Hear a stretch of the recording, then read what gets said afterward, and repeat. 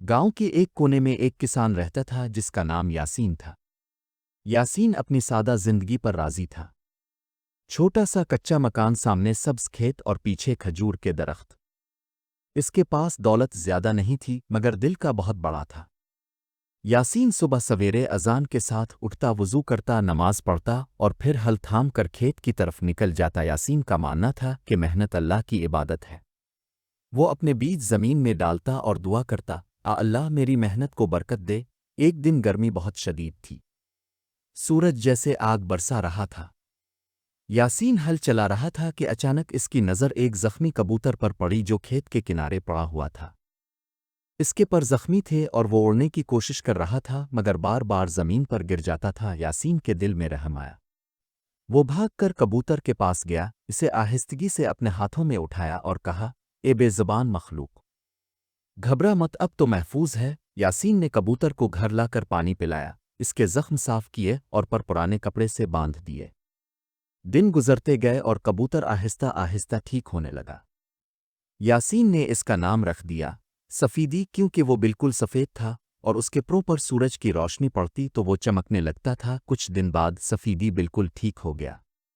वो उड़ भी सकता था मगर उसने यासीन का घर छोड़ने के बजाय वहीं रहने का फैसला किया। हर सुबह जब यासीन खेतों में जाता तो सफीदी उसके साथ उड़ता और खेत के किनारे बैठकर उसकी मेहनत देखता। यूं लगता जैसे दोनों एक दूसरे के साथी बन गए हों। वक्त गुजरता गया। एक साल गांव में बारिश न हुई। खेत सूखने लगे, जमीन में दरारें पड़ गईं। किसान परेशान हो गए, सब लोग शिकायतें करने लगे मगर यासीन ने सब्र किया। वो रातों को उठकर नमाज पढ़ता और दुआ करता, ये अल्लाह हम सब पर रहम फरमा। इसी दौरान यासीन के पास एक लालची सौदागर आया। इसने कहा, यासीन तेरा कबूतर बड़ा नायाब है, मैं इसे खरीदना चाहता हूं, जो दाम मांगे दे दूंगा। यासीन मुस्करा कर बोला, ये कबूतर मेरा नहीं, अल्लाह की अमानत है, मैं इसे कैसे बेच सकता हूं। सौदागर गुस्से से चला गया और कहने लगा, यासीन तेरी ये नेकी तुझे भूखा मार देगी। यासीन ने कबूतर की तरफ देखा और कहा, सफीदी, लोग जो मर्जी कहीं, तुम मेरे साथी हो। कुछ दिन बाद एक अजीब वाकया हुआ। एक सुबह सफीदी परवाज करता हुआ एक जगह गया और अपनी चूंच में एक छोटा सा बीज उठा लाया। यासीन ने वो बीज अपनी जमीन में बो दिया। हैरत की बात यह थी कि थोड़े ही दिनों में वहां से सब्ज पौधा निकल आया, जबकि बाकी खेत बिल्कुल सूखे हुए थे। यासीन ने वो जगह पानी से तर की और देखते ही देखते वहां सब्जा फैलने लगा। गांव वाले हैरान रह गए। वो पूछने लगे, यासीन ये कैसे हुआ। यासीन ने जवाब दिया, ये सब अल्लाह की रहमत है और ये कबूतर उसका जरिया है। आहिस्ता आहिस्ता यासीन का खेत सरसब्ज हो गया और गांव के बाकी लोग भी इसके पास आने लगे। यासीन ने इन सब को कहा, आओ तुम भी मेहनत करो और दुआ मांगो। अल्लाह अपने बंदों को कभी तन्हा नहीं छोड़ता। एक दिन वही लालची सौदागर दोबारा आया।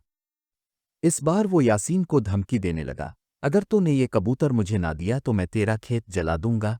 यासीन ने सुकून से जवाब दिया, जान लो कि जो कुछ है अल्लाह का है, अगर जलाना है तो जलाओ मगर कबूतर में नहीं दूंगा। ये सुनकर सौदागर आग बबूला हो गया और खेत में आग लगाने ही वाला था कि अचानक आसमान पर बादल छा गए। जोरदार बारिश बरसने लगी। जमीन जलने के बजाय और ज्यादा सरसब्ज हो गई। सौदागर की आंखों के सामने इसकी साजिश नाकाम हो गई।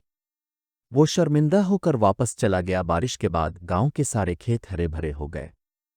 किसानों ने शुक्र अदा किया और यासीन के पास आकर कहा, तेरी दुआ और तेरे सब्र की वजह से अल्लाह ने हमें भी बचा लिया। यासीन ने मुस्कुरा कर सफीदी को अपनी हथेली पर बिठाया और कहा, ये सब अल्लाह की रहमत है और ये कबूतर इसी रहमत की निशानी है।